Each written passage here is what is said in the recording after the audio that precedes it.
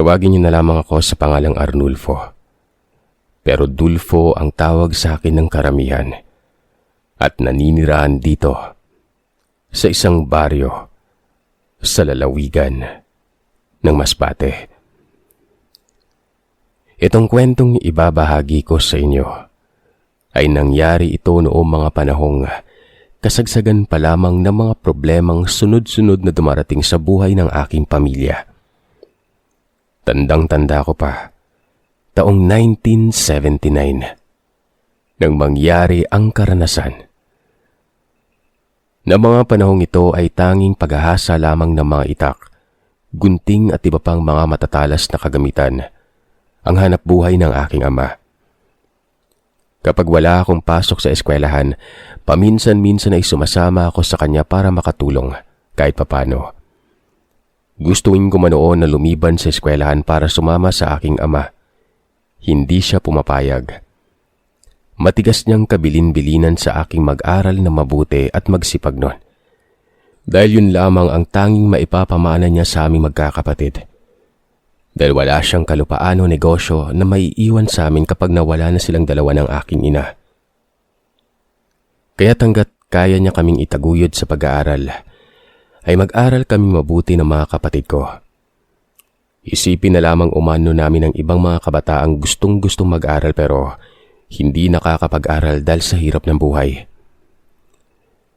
Kung hindi niyo kasi na itatanong, Sir Seth, noong mga panahong yon, ay talagang masasabi kong sobrang hirap ang naranasan ng buhay namin. Dahil kung minsan, talbos ng kamote lamang ang aming hapunan. Kung minsan naman ay saging o kaya'y kamote.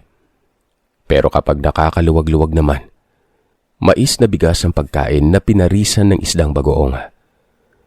Ganoon palagi ang senaryo ng buhay namin, lalo na kapag uuwing walang kinikita ang aking ama. Pero kahit ganoon man ang aming naranasan, ay hangang-hanga ako sa mga magulang ko. Pilit silang nagsusumikap para lamang maibigay ang mga pangangailangan namin. Pangarap nila makapagtapos kami ng pag-aaral para hindi umano kami magaya sa kanilang dalawa. Isang kahig, isang tuka. Dumating ang pagkakataon na talagang sumubok sa tibay ng aming pamilya. Nagulantang na lamang kaming lahat nang biglang sunod-sunod na kumalabog ang pintuan ng bahay. "Anak, buksan mo at baka si tatay mo na yan." Utos sa akin ng aking ina. "Sige po, Nay. Grabe naman kung makakatok si tatay. Kulang na lang sirain niyo yung pintuan ah." Wika ako habang naglalakad papalapit sa pintuan nun. Nung buksan ko ang pintuan, ay bumungad sa harapan ko ang humahangos naming kapitbahay na si Mang Berting. "Dulfo, ang nanay mo." "Nandito po. Bakit po, Mang Berting? May kailangan po ba kayo kay nanay?" Tanong ko sa kanya. Nagmamadaling inutos niya sa aking tawagin ko umano ang aking ina. Dahil may importante siyang sasabihin. Nagtataka man ay tinawag ko si nanay na nasa kusina at sinabing hinahanap siya ni Mang Berting. "O parang Berting, bakit napasugod ka dito sa bahay? Gabing-gabi na." "Mare, si pare." Utal-utal na wika ng namumutlang si Mang Berting noon. "Bakit pare? Anong nangyari sa asawa ko?" Nagulat ako nang sabihin ni Mang Berting na isinugod sa pagamutan ng aking ama. Sinabi pa nitong may nakakita sa aking amang nakahandusay sa kalsada at duguan. Kaagad na nagmadaling lumabas ang aking ina at sinabihan niya si Mang Berting na samahan siya sa kung saang pagamutan dinala ang aking ama nun. "Nay, sama po ako." Tawag ko sa aking ina at nagmadali nang lumabas ng bahay. Sinabi niya sa aking wag na raw akong sumama sa kanya. Bantayan ko na lamang ang mga kapatid ko at sabihin ko sa panganay kong kapatid na si Ate Myla kung saan siya nagbunta. Noon ngang makaalis ang aking ina at si Mang Berting, napakunot ang aking noo at tiningnang maigi ang nasipat kong bulto ng isang matandang babae sa labas ng bakuran namin. Nakatayo yun malapit sa may puno, habang nakatingin sa gawi ko. Hindi ko masyadong maaninagan ng kanyang muka dahil nasa parting madilim at hindi nasisinagan ng sinag ng buwan sa kalangitan ang kinatatayuan ng matandang yon. Sa hindi malamang dahilan, nakaramdam ako ng takot. Nagtayuan ng mga balahibo ko sa batok. Maya-maya pa ay nakita kong dahan-dahang naglakad ang matanda, papalapit sa bakuran ng bahay namin. Panay ang kahol ng alaga naming aso noon. Nasa labas ng pintuan at para bang may kinatatakutan ito. Dahil sa kumakawag-kawag ang buntot na animoy na bahag. Habang nakaharap sa matandang naglalakad papalapit sa bakuran ng bahay ang asong yon. Nagmamadali naman akong tinawag ang alaga naming aso na yon at pinapasok ito't isinara ang pintuan ng bahay. Sobrang lakas na ng pagkabog ng aking dibdib sa hindi mawaring dahilan. Anong meron sa matandang yon? Bakit kinakabahan ako ng ganito? Bagya kong tinapik ang dibdib ko noon. Maya-maya pa ay nakarinig na ako ng mahihinang tunog ng pato at parang nagpapaikot-ikot yun sa labas ng bahay. Kinilabutan na ako ng mga sandaling yon. Dahil sa edad na 16 na taong gulang ay noon pa lamang ako nakarinig ng ganoong klaseng huni. Mas lalo pa akong natakot sa isiping wala namang may nag-aalaga ng pato o bibi na mga kapitbahay namin. Pero bakit kaya ako nakakarinig ng mahihinang tunog ng pato? Hindi na to maganda. Sambit ko sa aking isipan at nagmamadali nang pinapasok sa loob ng kwarto ang 3 kong mga kapatid at sinabihang huwag silang lumabas ng kwarto anuman ang mangyari noon. Matapos kong iniwan sa silid ang mga kapatid ko, ay nagmamadali akong bumalik sa kusina. Kinuha ang itak na nakasugpit sa dingding ng bahay. Sige lang, alam kong hindi ka pang karaniwang hayop. Subukan mo lang talagang pumasok dito sa bahay. Sisiguraduhin ko sa iyong dila mo lang ang walang latay hayop ka. Sabit ko sa isip ko noon. Naririnig ko rin ang malakas na paghampas ng mga sanga ng puno sa bubungan ng bahay namin. At para bang may paparating na bagyo. Kaya naman batid kong meron na talagang hindi tama sa mga nangyayari sa labas noon. Bigla na ring tumahimik ang alaga naming aso. Sumiksik ito sa ilalim ng mesa. Kahit kinakabahan na ako ng mga oras na yon, hindi ako nagpadaig sa nararamdaman ko. Alam kong ako lamang ang aasahan ng mga kapatid ko, kaya dapat ay hindi ako magpadaig sa takot na nadarama. Sumagi sa aking isipan ang palaging ginagawa ni nanay tuwing nakakaramdam siya ng kakaibang kababalagan sa gabi. Naglalagay siya ng asin at bawang sa pintuan at bintana ng bahay, kung kaya't yun ang ginawa ko. Kumuha ako ng asin at nagdurog na rin ako ng mga bawang, tapos ay inilagay ko sa bintana at pintuan.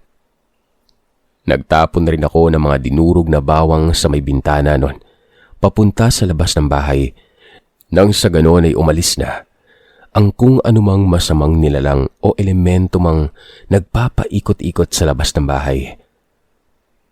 Sa tingin ko, Sir Seth, ay epektibo ang ginawa ko dahil sa pagdaan ng ilang segundo. Narinig ko ang malakas na pagaspas ng malalaking pakpak palayo.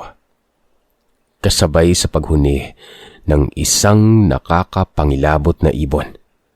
At hindi ko mawari kung anong klaseng ibon ba yon.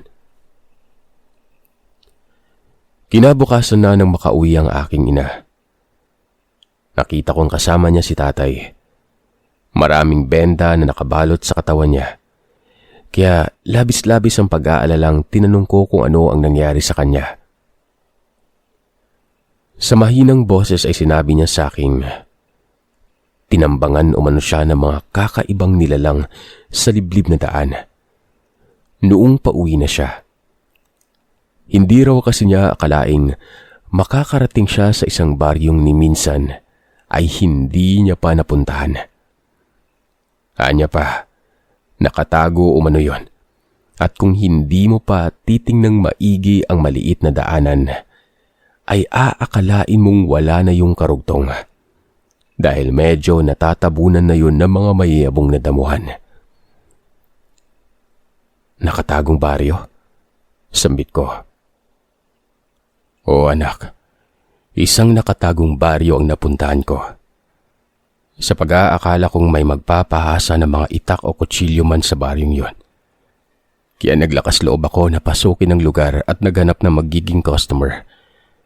Kaya lang, may nasagi akong matandang babae at galit na galit yung dinuro-duro ako at pinagbantaan. Sambit ni tatay. Napakunot noo ako at tinanong si tatay kung ano ang koneksyon ng matandang babae doon sa mga nilalang na tumambang sa kanya sa daan. Saglit na napangiwi ang aking ama dahil sa sakit na nararamdaman nun. Tapos ay umayo siya sa pagkakahiga sa mahabang upuan at itinuloy ang pagkikwento. Saad pa ng aking ama mga kagiliw. Matapos nga niyang masagi ang matanda at umalis ay galit na galit ito. Nagdagsaan na umano ang mga taong nagpapahasa sa kanya kaya naman inabot na siya ng dilim bago pa man makalabas sa nakatagong baryo na yon. Hindi pa man siya nakakalayo ay natanaw niya ang matandang babae at para bang nag-aabang ito sa tabi ng daanan. Bago pa man siya tuluyang makalapit dito ay nakita niya ang pag-iba ng anyo nito. Bigla itong naging bruha at walang pag-alinlangang sinugod siya. Dahil sa hindi siya naging handa sa maaring mangyari nun, tumilapon siya mula sa bisikletang sakay-sakay niya at pagkabagsak niya sa lupa. Mabilis na siyang dinumog ng bruhang nilalang na yon at walang tigil na pinagkakalmot. Matapos magkwento ang aking ama ay sumabat ang aking ina't nagwikang, pinapagpapahinga raw muna ng ilang araw ang aking ama ng doktor na sumuri dito dahil malalalim umano ang mga sugat na natamo niya. Kapag pinilit pa ni tatay na magtrabaho ay baka hindi ito kaagad gumaling. At kung mamalasin ay baka abutin ng ilang linggo kapag pipilitin niyang magtrabaho. Hindi ko na alam kung ano ang gagawin ko anak. Nagastos ko na yung konting perang naipon ko. May utang pa ako kay paring Berting. Malaki-laki yung binayaran ko sa pagpapagamot ng ama mo. Malungkot na wika ni nanay. Nay, ako na lang muna yung bahalang magtrabaho habang nagpapagaling pa si tatay. Pagpipresentang wika ko sa aking ina. Nagulat naman ang aking ina at nagtanong kung ano naman umano ang trabahong gagawin ko noon. Kung binabalak ko umanong huminto sa pag-aaral para magtrabaho na lamang. Yun ay wag na wag ko umanong gagawin. Dahil ilang buwan na lamang ay matatapos na rin ako sa sekundarya noon. Sinabi ko na hindi naman ako hihinto. Pero tinanong niya na may pagbuntong hininga na lumukot ang muka kung ano ang trabahong binabala kong gawin noon. Sabi ko sa kanya ako na ang pansamantalang munang papalit sa ginagawang trabaho ni tatay. Pupunta sa iba't ibang baryo para maghasa ng mga matutulis na bagay. Sigurado ka bang kaya mo anak yung trabahong yan? Nang hindi mo kasama yung ama mo? Tanong niya. Tumango ako at sinabi sa kanya na kayang-kaya kong mag-isa. Malaki na ako at wag na niya akong alalahanin pa. Hindi naman sa ganon. Nag-aalala lang ako dahil baka mamaya magaya ka sa tatay mo. Hindi naman po ako magpapaabot ng gabi, Nay. Pangako po. Sinabi naman ng aking ama sa aking inang hayaan na lamang raw ako. Basta't iwasan ko na lamang ang magawi sa sinasabi niyang nakatagong baryo. Matapos ko ngang mapapayag ang aking ina, ay inayos ko na ang bisikletang gamit-gamit ng aking ama sa paghahanap buhay niya. Nasira yun nung makasagupa niya ang matandang aswang. Sa paglipas ng mga araw ay may mga gabing nakakakita ako ng matandang babaeng nakatayo sa tapat ng bahay namin. Ilang minuto rin yung nakatayo lamang habang nagmamasid-masid at may hinahanap. Noong lumabas ako para lapitan ng matanda at tanungin kung ano ang kailangan niya, iika-ika at nagmamadali yung maglakad palayo. Sinubukan ko pang habulin ang matanda pero sadyang napakabilis ng maglakad. Naitanong ko pa sa aking isipan kung sino ang matandang yon at bakit palagi ko siyang nakikita sa labas ng bahay tuwing magtatakip silim na o kaya naman ay gabi na. Minsan ay sinabi ko sa aking ina ang tungkol sa matandang babae na napapansin kong palaging nasa labas ng bahay. Tinanong ko siya kung may kakilala ba siyang matandang babaeng taga-ibang baryo nun, dahil alam kong hindi nakatira ang matandang yon sa baryo namin. Dahil halos lahat ng naninirahan sa baryo, kilala ko at tandang-tanda ko ang mga mukha. Sinabi naman ng aking inang wala siyang kakilalang matanda na naninirahan sa ibang baryo. Parang hindi ko naman raw siya kilala. Alam ko naman umano na hindi siya palalabas ng bahay para makipagtsismisan o makipagkaibigan, kaya't malabong magkaroon siya ng kakilalang taga-ibang lugar na matanda. Ikaw talagang bata ka. Baka naman nagpapahinga lang yung matanda dyan sa labas. O baka naman may pinupuntahan siya dun sa dulong baryo. Huwag mo nang pansinin yon. Saway pa sa akin ng aking ina. Napapaisip naman ako dahil napaka-imposible namang halos tuwing hapon ay dumadaan ang matandang yon at humihinto sa harapan ng bahay namin. Ano yun? Paborito niyang pahingaan ang harapan ng bahay namin. Simula nga noong pagsabihan ako ng aking inang hayaan ko na lamang ang matanda at huwag nang pansinin pa. Hindi ko na muling nakita pa yon sa labas ng bahay namin tuwing gabi o magtatakip silim. Araw ng Sabado, habang nag-aayos ako ng mga kagamitan, ay lumapit sa akin ang aking ina at iniabot ang baon kong pagkain. Anak, aga-agaan mo yung pag-uwi mo ha. Alam mo namang delikado na yung panahon natin ngayon. Kita mo naman yung nangyari sa tatay mo. Bilin niya. Dagdag niya pang wika ay hindi baling konti na lamang ang kikitain ko. Basta't ligtas lamang akong nakakauwi. Aani naman ang malaking kinikita kung mapapahamak naman ako, diba? Nakaraang araw lamang kasi ay may nababalitaan na naman siyang lalaking tinambangan umano ng aswang. Mabuti na lamang at nakatakbo ang lalaking yon, kung kaya't hindi ito napuruhan. Mahirap na ngayong buhay. Marami pang mga kababalagang nangyayari. Kaya ikaw anak, mag-iingat ka palagi sa pupuntahan mong mga lugar. Mahirap na't baka mapahamak ka pa. Paano na lamang kami ng ama mo? O na po nay, alam ko naman po yan. Huwag kayong mag-alala dahil mag-iingat naman ako palagi. Pagkatapos ay nagpaalam na akong aalis na dahil baka tanghaliin na sa daan. Tuwing araw ng Sabado at Linggo lamang kasi ako makakapagtrabaho kaya't kailangang maaga pa lamang ay lalarga na ako para makarami ng kita. Makalipas ngang ilang sandali ay binabagtas ko na ang daanan patungo sa ibang baryo. Habang nagpepedal ako lulan ng bisikleta, panay naman ang pagsigaw ko kung may magpapahasa ba ng kutsilyo o itak. Sa bawat bahay na madadaanan ko, nagtatanong ako kung may ipapahasa ba silang itak nun. Minsan pa nga ay dinadaan ko na lamang sa pakikipagbiruan at kwentuhan sa mga taong madadaanan ko para lamang makapagpahasa ng itak at sa gayon ay kumita ako. Sa pagdaan ng mga oras ay may mangilan-ngilan namang nagpapagawa sa akin pero nung sumapit na ang 2:00 ng tanghali, kukonti na lamang ang kinikita ko. Kaya naman naisipan kong pumunta pa sa ibang baryo.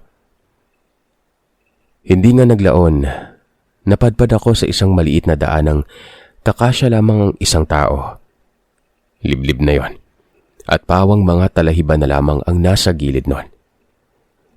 Kung kaya't napagpasyaan kong pasukin ang lugar na yon na sa tingin ko ay isang baryo dahil natanaw kong marami-rami ang mga kabahayan. Sa isip-isip ko pa kasi ng mga sandaling yon, marahil ay wala nang nakakapasok pa ng ibang mga maglalako sa baryong yon. Kung kaya't pagkakataon ko na't paniguradong tiba-tiba na ako nito sa kinikitang pera paglabas ng baryo. Dahil sa pagkakagalak na pasukin ang lugar, ay nawaglit sa aking isipan ang kabilin-bilinan ng aking ama tungkol sa nakatagong baryo. Sana naman maraming magpapahasa ng mga kagamitan sa baryong to. Bulong ko sa sarili ko. Napadasal na lamang na sana ay malaki-laki ang kikitain ko dahil 2 araw lamang akong magtatrabaho noon. Dahil sa araw ng Lunes hanggang Biyernes ay may pasok ako sa eskwelahan. 2 araw lamang ang bakanting araw ko para magtrabaho. Kaya dapat ay lubos-lubusin ko na para kahit papano ay hindi kami kakapusin sa pang-araw-araw at hindi mapipilitang magtrabaho ang aking ama. Habang nagpapadyak nga ako ng bisikleta, ay matamang inilibot ko ang aking paningin sa bawat gilid ng daang madadaanan. Makalipas ang ilang minuto ay narating ko na ang bungad ng baryo. Agaran na akong bumaba sa bisikleta. Marahang naglakad habang sumisigaw kung may magpapahasa ba ng mga kagamitan. Nang sa gayon ay hindi agad ako makalayo kung sakali mang may magpapagawa nga. Bakit parang nakakatakot naman yung lugar na to? Tanong ko pa sa isipan ko. Dahil habang naglalakad ako papasok ay wala man lamang akong nakikitang mga kabataang naglalaro sa labas ng bahay. O kaya naman ay mga tsismosang tambay o mga lasenggerong naglalaklak ng inumin sa gilid ng daan. Sa ibang sityo, purok o baryong nadadaanan ko, pangkaraniwan na ang mga ganoong senaryo tuwing araw ng Sabado at Linggo. Pero ang baryong pinasok ko ng mga sandaling yon ay ibang-iba sa baryong napupuntahan ko. Dinaig pa ang sementeryo sa sobrang tahimik. Maya-maya pa, sa 5 bahay na nadaanan ko ay may lumabas na lalaking tinanong ako kung magkano ang bayad sa pagpapahasa ng itak. Nang sinabi ko sa kanya yung presyo, sandali itong pumasok sa loob ng bahay at pagkalabas nga niya ay may bitbit na tong itak. Mabuti naman at nagawi ka dito, iho. Alam mo kasi, ilang linggo nang hindi nahasa tong itak ko, kaya masyado nang mapurol. Wika ng lalaki habang iniaabot ang itak sa akin nun. Ganun ho ba? Hayaan niyo at palagi na ako magagawi rito sa baryo niyo. Para naman magkaroon na rin ako ng mga suki. Tugon ko sa lalaki at inumpisan na nga ang paghahasa nun. Nagsalita naman ang lalaki at nagwikang simula sa araw na yon ay magiging suki ko na siya. Dahil sa akin na umano siya magpapahasa ng itak at hindi na umano siya mag-aabala pang pumunta sa bayan para lamang sadyain ang pagpapahasa ng itak. Basta't dalasan ko na lamang umano ang pagpunta sa baryo. Hindi naman nagtagal ay naging abala na ako sa paghahasa nun. Dahil sa unti-unti nang dumarami ang mga taong lumalapit sa kinaroroonan ko para magpahasa. Tuwang-tuwa naman ako ng mga oras na ito dahil sa isip-isip ko ay malaki-laking pera ang mauuwi ko nun at paniguradong matutuwa ang mga magulang ko. Sana naman dalasan mo yung pagpunta dito sa baryo namin, iho. Rinig ko sabi na isa. Wag ko kayong mag-alala. Dadalasan ko po yung pagpunta rito. Masayang tugon ko habang patuloy na nagpapadyak ng bisikleta at hinahasa ang kutsilyo ng matanda. Napansin kong nagkatinginan sila at para bang may kung ano ang ibig sabihin ng kanilang kakaibang mga tinginan nun. Nakaramdam ako ng kakaiba, Sir Seth. Pero nawaglit ang kabang nararamdaman ko nang sunod-sunod na nagbayad ang mga nagpapahasa. At yung iba ay doble pa ang binayad sa akin. Ang ilan naman ay hindi tinanggap ang mga sukli. Itabi ko na lamang raw yun para sa susunod na pagbalik ko, makakalibre sila. Dahil sa naging abala na ako sa ginagawa ay hindi ko nga namalayan na inabot na pala ako ng dilim. Hindi pa rin ako tapos sa ginagawa ko at marami pa rin ang nagpapahasa sa akin nun. Na para bang hindi matapos-tapos ang mga pinapahasa ng mga taong naninirahan sa baryo. Hanggang sa makalipas pa ang mahigit 1 oras. Nang papatapos na ako at nag-aayos na ng gamit, ay may lumapit sa aking matandang babae. Saglit akong napatitig sa matanda dahil pamilyar sa akin ang itsura niya. Teka, parang kayo yung matandang nakikita ko sa tapat ng bahay namin itong makaraang araw ah. Sambit ko pa. Ngumiti ang matanda at nagsabing siya nga. Nabalitaan niya raw kasing maghahasa ang aking ama at nais niya raw magpahasa ng kutsilyo. Kaya pumunta siya sa bahay namin. Kaya nga lang ay nahihiya umano siyang kumatok sa tuwing nasa tapat na siya ng bahay. Kung kaya't umaalis na lamang siya. Kumunot ang noo ko at nagsabing minsan ko na siyang tinawag para tanungin kung ano ang sadya niya at sinundan ko pa siya noon. Kaya lang ay nagmamadali naman siyang maglakad palayo. Pasensya ka na, iho. Siguro hindi kita narinig nung tinawag mo ako. Nakangising wika pa ng matanda. Kitang-kita ko ang nangingitim na nitong mga ngipin. Muli ay nakiusap siya sa aking hasain ko na raw ang kutsilyo niya para hindi na raw siya magpabalik-balik sa bahay namin noon. Dahil sa murang isipan ko noon ay wala sa sariling, pumayag ako sa pakiusap ng matandang hasain ko muna ang kanyang kutsilyo.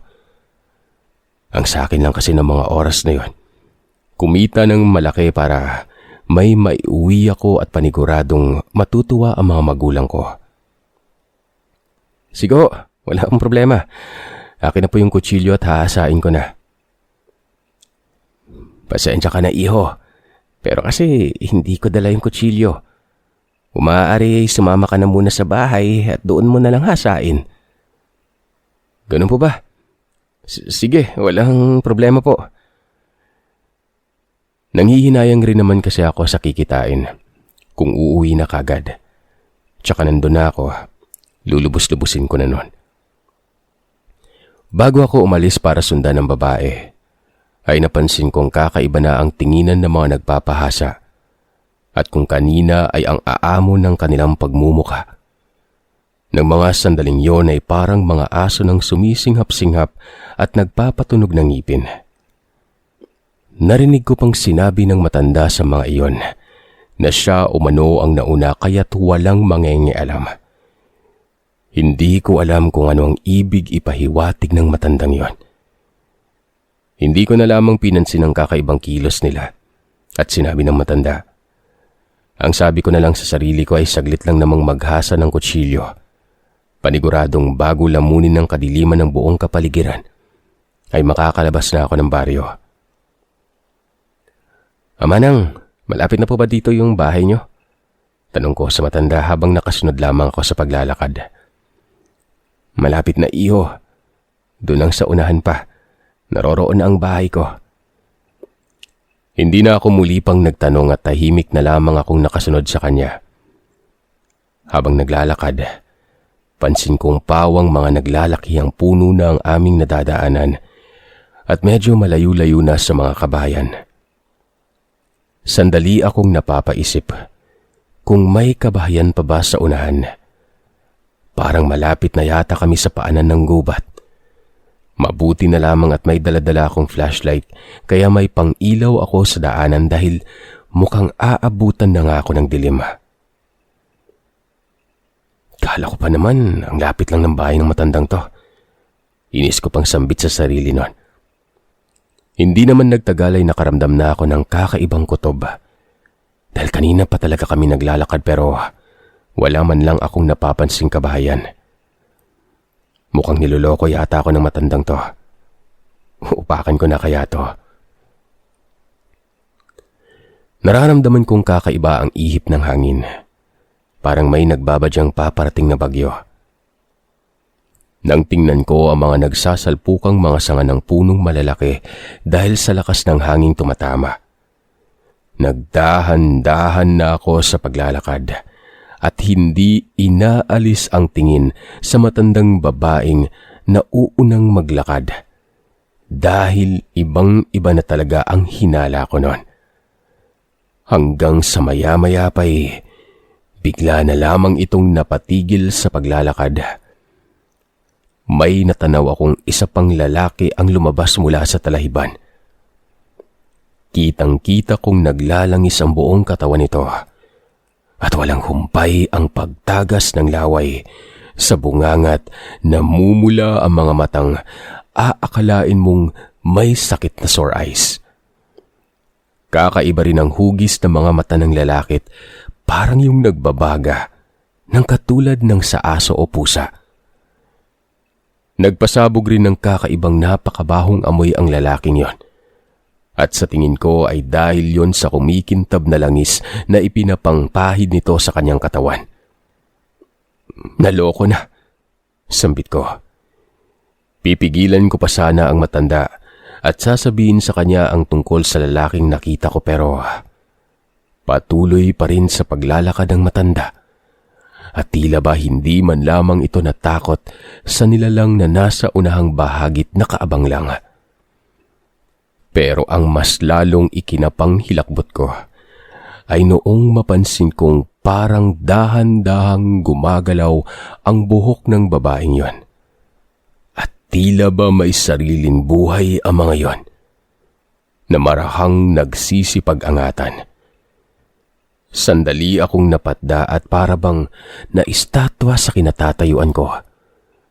Ramdam na ramdam ko ang pangangatog ng mga tuhod ko dahil sa takot at grabing lakas ng kabog ng aking dibdib na parang dinadaga. Sa nakikita kong kakaiba sa dalawa, saka pa lamang pumasok sa isipan ko ang palaging paalala sa akin ng aking ama. Naloko na. Mukhang hindi mga tao yung dalawang to. Ito yata yung sinasabi ni tatay na nakatagong baryo. Bakit hindi ko kasi naalala yung bili ni tatay sa akin eh? Tanong ko sa isipan ko noon. Marahan kong kinuha ang patalim sa bisikleta ko at ang mga kinikita kong pera. Nilagay ko sa bulsa at isinarang maigi. Para kahit papano at kung ano man ang mangyari ay hindi ko maiiwan ang mga kinikitang pera noon. Mariin pa rin ang pagkakahawak ko sa kutsilyo dahil batid kong meron talagang hindi magandang mangyayari ng mga oras na yon. Hindi kaya't siya yung matandang tinutukoy ni tatay na nakasagupa niya. Mukhang gawain na yata ng mga itong mambiktima. Maya-maya ay gayon na lamang ang pagkagimbal ko nang biglang humarap sa akin ang matanda. Mabilis ako nitong nilapitan. Mabuti na lamang at naging alerto ako dahil bago pa man ako malapitan ng matanda, mabilis kong sinakyan ang bisikleta. Nagmamadaling magpadyak pabalik sa pinanggalingan ko. Halos todo padyak ang ginagawa ko makalabas lamang sa lugar na yon. Noon ngang makarating ako sa mga kabayan, ay nakita ko pang nakaabang ang mga taong naroroon at parang mga asong nakasunod lamang ng tingin sa akin, na para bang handang lumapa ang mga yon anumang sandali. Napapamura na lamang ako sa isipan ko habang patuloy pa rin sa pagpadyak at tanging lakas ng loob na lamang ang naging baon ko ng mga panahong yon. Dahil kung hindi ko lalakasan ang loob ko at magpapadaig ako sa takot na nararamdaman, tiyak ay magiging hapunan ako't pagpipiestahan ng mga demontres na naninirahan sa nakatagong baryong yon. Kahit doble-doble na ang kabang nararamdaman ko, ay sige pa rin ang padyak ko. Naririnig ko ang mga yabag ng paang humahabol sa akin, maging ang kakilakilabot na huni sa may kawalan. Sige pa, konti na lang, makakalabas na ako dito. Hingal kong sambit sa sarili at napapadasal na lamang ako noon. Hindi nga nagtagal ay tuluyan na akong nakalabas ng baryo. Pero hindi pa man ako nakakalayo ay bigla na lamang akong nahablot ng isa sa kanila at walang habas na pinagkakalmot. Sobrang nakakapanindig balahibo ang wangis ng nilalang na nakasagupa ko noon. Para yung unggoy na nagsisipaghabaan ng mga pangil habang walang humpay ang pagtagas ng laway sa bunganga. Buhaghag ang buhok na animoy alambre sa katigasan at kusang gumagalaw yun patungo sa butas ng tenga ko't ilong. Nagsisimula na akong pilit na humihingi ng tulong at nagbabaka sakaling may makarinig sa akin. Mukhang katapusan ko na rin nun. Patuloy pa rin sa pakikipagsagupa sa dalawang nilalang ang katawan ko. Pinagtutulungan na akong pagkakalmutin ng dalawang yon.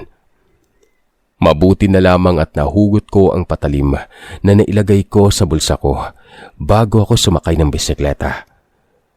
Pagkahugot ko ng patalim na yon, saglit na ibinaon ko yun sa lupa para humugot ng lakas. Pagkatapos ay walang pag-aalinlangang sinaksak ang nilalang na nakadagan sa akin nun. Sa isip-isip ko, bahala na kung anong mangyari. Basta't ang mahalaga, kung mapatay man ako ng nilalang na tumambang sa akin ay sisiguraduhin kong isa sa mga ito ang isasama ko sa hukay. Hindi ako papayag na malagutan ng hininga ng walang kalaban-laban at lalong hindi ako papayag na matulad sa aking amang dinala sa pagamutang wala man lamang napuruhan. Sa bawat pagtarak ko ng patalim sa katawan ng kanilalang na yon, ay walang tigil ito sa pag-atungal ng napakalakas. Kung kaya't mas lalo ko pang binilisang pagsasaksakin yon. Mabilis itong umalis sa pagkakadagan. Pero noong akmang itatayo na sana ako, isang nilalang naman ang lumapit sa akin at ibinaon sa binti ko ang mahahabang kuko nito. Pagkatapos ay hinatak ako papasok sa talahiban. "Tulong! Tulungan niyo ako! Parang awa niyo na!" Paulit-ulit na sigaw ko habang humihingi ng saklolo. Wala na akong pakialam kung mapuputulan man ako ng litid sa leeg. Basta't ang importante ay may makakarinig sa akin nun. Matulungan ako bago pa man makatay ng mga ito. Maya-maya pa may nasipat akong tatlong lalaking nag-uunahang tumatakbo habang may bitbit na itak. "Walang hiya kang aswang ka! Bitiwan mo yan! Hindi kami magdadalawang isip na tagain kang hayop ka!" Pagbabanta ng isa sa mga lalaking may hawak na itak at nakaamba ng tagain ng nilalang. Ang buong akala ko ay bibitawan na ako ng aswang, pero nagkamali ako sa kadahilanang mas lalo lamang akong kinaladkad ng nilalang papasok sa talahiban nun. Mabuti na lamang at bago pa man ako tuluyang mahatak nito sa talahiban, ay mabilis nang hinawakan ng lalaki ang kamay ko at hinatak pabalik. Habang ang isa naman ay inuundayan ng taga ang aswang, kung kaya't hindi naglaon ay nabitawan ako ng nilalang na yon. Napuruhan ng taga ng itak ng lalaki ang aswang, kaya't kumaripas yung nang takbo papasok sa kagubatan. Hindi na nila hinabol pa, dahil sa baka may nakaabang pa umanong panganib sa loob ng gubat kapag hahabulin pa ng mga ito ang nilalang na yon. Sa halip ay pinagtulungan na lamang akong akayin ng mga ito papunta sa bahay nila.